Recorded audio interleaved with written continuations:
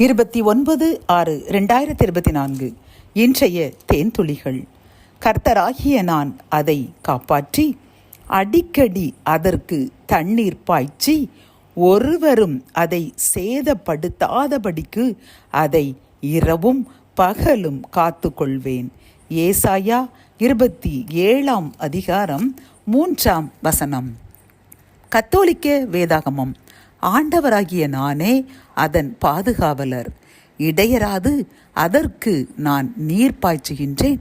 எவரும் அதற்கு தீங்கு விளைவிக்காதவாறு இரவும் பகலும் அதற்கு காவலாயிருக்கின்றேன். ஏசாயா 27:3. கர்த்தர் தாமே இந்த வசனத்தின்படி நம்மையும் நம் சந்ததியையும் காப்பாற்றி பாதுகாத்து இரவும் பகலும் நம்முடன் இருந்து நம்மை மேன்மைப்படுத்தி நம்மை ஆசீர்வதி